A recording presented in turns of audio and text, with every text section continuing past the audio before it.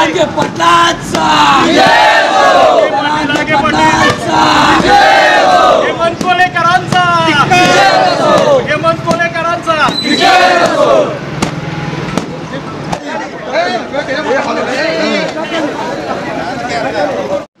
काशिळगावचे जे सुपुत्र पुण्याला राहिला असतात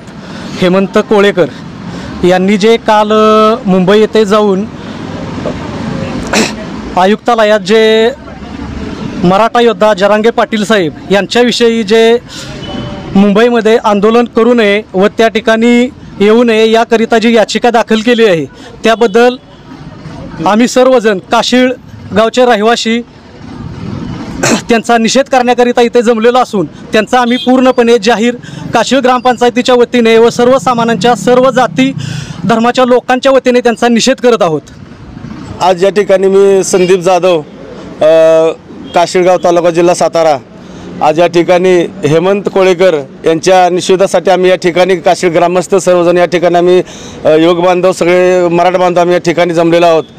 की आज त्यांची जी एक भूमिका आज चालू आहे की हेमंत कोळेकर पाटील या नावाने आज या महाराष्ट्रामध्ये वावरत आहेत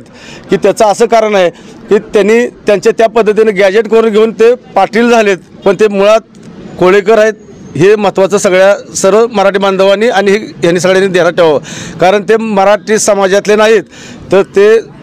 ओबीसी समाजातले कोळेकर समाज धनगर समाजातले आहेत ह्याच्या या गोष्टीचं त्यांनी सगळ्यांनी लक्षात ठेवावं. या महाराष्ट्र राज्याला माझी कळकळ विनंती आहे की ते मुळात मराठी समाजाचे नाहीत आणि त्यांनी जे तर काशिळगावचं नाव घेऊन आज आमच्या काशिळगावची लोकसंख्या 7-7.5 हजार आहे आणि ह्याच्यामध्ये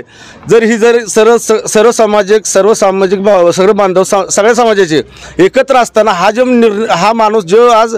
जातीमध्ये ते निर्माण करतोय की हेमंत पाटील ह्या नावानं की आज अख्ख्या महाराष्ट्राला दाखवतो की मराठा आहे आणि मराठा ह्या विषयातनं त्यानं जर काही गोष्टी जर प्रयत्न करत असेल तर त्याला अगदी ठामपणे आमचा विरोध आहे आणि त्याच्यावरती येणाऱ्या 2 दिवसात जर त्यांनी याचिका दाखल केलेली आहे ती जर माघारी नाही घेतली तर या सर्व आमच्या मराठी बांधवाच्या वतीनं आणि अख्ख्या गावाच्या वतीनं आणि ग्रामपंचायतीच्या वतीनं त्याच्यावरती आम्ही बोरगाव पोलीस स्टेशनला खटला भरणार आहे केस दाखल करणार आहे आणि याचा अर्थ त्यांनी असं समजू नये की तुम्ही राहताय पुण्यामध्ये आणि तुम्हाला मुंबईची काळजी कशाला पाहिजे ह्याचा विषयच नको ना तुम्ही. अरे तुम्ही करता काय तुमचं धंदा काय ते सगळ्यांना माहिती आहेत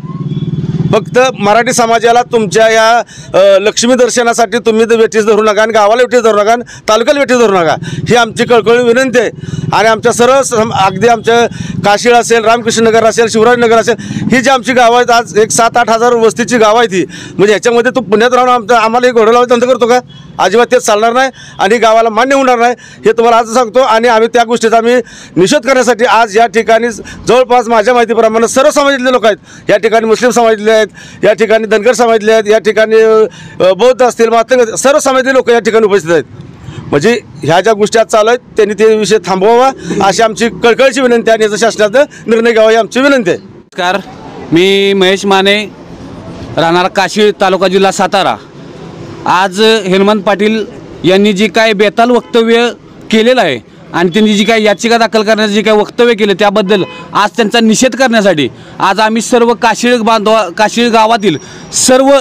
सर्व समाजातील लोक आज इथं एकत्र येऊन त्यांचा निषेध व्यक्त करतोय. ही केवळ ही प्रसिद्धीसाठी ही आज ते वक्तव्य केलेलं आहे. आजपर्यंत मराठा समाजातील 50च्या वरती